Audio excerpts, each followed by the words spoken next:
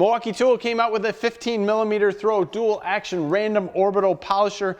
This guy has a variable speed trigger that is absolutely awesome. A nice dial here for your maximum RPM. We're gonna go through this guy top to bottom.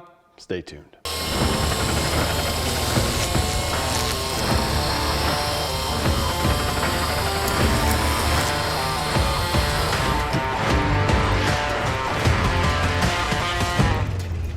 There are basically three items that I'm going to look at while using this dual action random orbital polisher. The first one is going to be comfort and ergonomics, and that's going to include vibration. The second one is going to be battery runtime, because I think that's important that we don't have to use a 12 amp hour battery on here, mostly due to weight.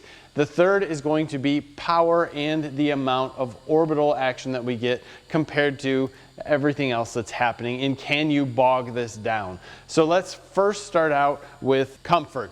Comfort is actually really surprising with this. With the amount of throw that we have and everything that's happening, the amount of speed we can go up to, which is a max of 5,100 RPM, I was really thinking that maybe like some of the other products out there that are battery operated, that I would get a lot of vibration back through my hands and be able to feel it intensely after doing a whole vehicle. And that simply wasn't the case. Milwaukee turned this battery sideways here, so we gave us a little bit more room. And they also included a variable speed trigger, so that variable speed trigger combined with a dial for your maximum RPM really allowed you to control this unit and get where you needed to get inside different areas, but also feel comfortable in using it. The trigger is larger, it is a 2-finger trigger, and then you also have a lock-on button, so you can lock it on and move your hands where you'd want to for those tough to reach places, or if you're going over a hood or a larger area. And when you're using this on a larger area, it's really nice just to move your hands where they need to be and not have to hold that trigger down, although the trigger is not uncomfortable by any means. The second part of this is battery runtime, and I feel that is super important because I don't want to have a large, heavy battery on this tool that is going to create more weight for me to move around, and actually that's just going to lead to fatigue. With this said, I ran a 6 amp hour XC battery on it, and I did a full pickup truck, top to bottom, and I still have 1 bar left on the battery. I really see no performance decrease from the point of full battery down to 1 bar, and I think that's pretty good because I can get this 6 amp hour battery on here without a ton of weight. It does add a little bit, but it balances the unit out quite well, and I was pretty happy with its performance. I think you could easily go through and do 2 cars with the 6 amp hour battery. The truck is giving you quite a bit more surface area to go over, and I did do some areas multiple times. So battery runtime in this was absolutely awesome. The last key to the whole component is power, and I did not notice any power issues with this at all, and I have noticed power issues with some of the lesser expensive battery operated models out there. This is definitely full of all the power anyone's going to need. I'm a firm believer in the pad that you use along with the cutting agent is what's going to lead to a better job, not a bunch of pressure. You kind of want your pad and the cutting agent to do its work rather than you pushing on a vehicle and pushing on paint to get the heat in there. That's not it. But if you use it that way or you need it for that purpose, it will hold speed without issue. It will take that pushing or pressure and continue to hold RPMs without an issue. That was absolutely spectacular. But in normal use, I did not see any bogging at all. In some cases, with even a corded model, you could get it to a point where you had a little more cutting agent on here, or if you just got into a point where you were in a corner or a crevice, you could see things slow down a little bit. This absolutely did not, and it rocked its way through. So overall, I was absolutely amazed with the comfort, the way my hands felt after I got done with the full truck, the way that everything powered through and did everything better than I actually expected. And kudos to Milwaukee for coming out with this. I think a lot of people are going to really like to use this in different areas where they don't want to have a cord, or especially if you're using this remotely. I could see you using this on a boat, in a marina, or different areas where you don't have access or don't really want to drag a cord with you. But the issue I do see with this for most guys that are in the shop, and I'm the same way. I just pull out my cord, throw it over top, and I deal with a little bit lighter weight machine when I'm usually using this. Although in some cases it's really nice not to have that cord, and that I would sacrifice a little bit weight of this unit to use this in different areas where I don't want to have the cord, especially maybe if I'm rolling around on a creeper or doing the bottom of something. But long term, if I'm doing a lot of work on the side of a vehicle vertically, it's nice maybe to have that cord and have a little bit less weight. So there's a lot of ways that people are going to use this, but for most of them, you're going to find a ton of power, great comfort, not much vibration that's going to come through, great battery life, just a little bit more weight than you might be used to if you're using a Roops or something else that's a little bit smaller and gives you about the same throw. If we were to come in and take a closer look at this guy, we are looking at something that is 5.2 pounds without the battery. So it's not light, but it's not heavy.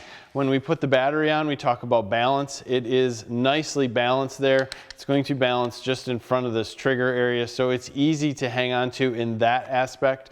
We have the dial here. This dial is going to limit your max RPMs. It's easy to use with your thumb. It's large enough. We can go up to 5,100. But even when we're on the highest RPMs, we can still hit this trigger, run it slow, and run it right up. If we are on the lower RPMs, it's even easier to start out. You can kind of see the throw that we have here.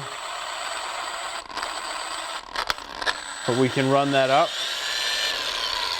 It's also very quiet compared to some, and I think that is awesome. You don't have to worry about hearing protection, and at the same point in time, you could be listening to a radio and still hear it without issue with this going, and that's really nice. Like I said, this 2-finger trigger, very crisp, very spot on. It's like a gas engine with a carburetor on a weed whacker. It is just right there with you, and I love that portion of it. You can see some of the vents on the side here. The handle up front, this is all rubber coated from here, so it's easy to grip. You have rubber coating back here, so if you're gripping in different areas, and if you lock this trigger on,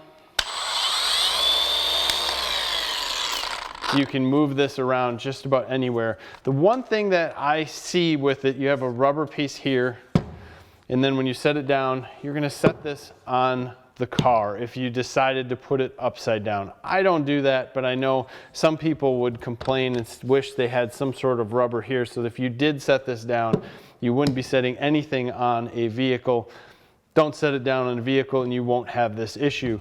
The hook and loop that's up here is absolutely amazing. I mean, amazing, almost too good. When you go to rip this stuff off, you know, that's not a good thing. Once you use it, you pull this stuff off and it takes some effort to come around.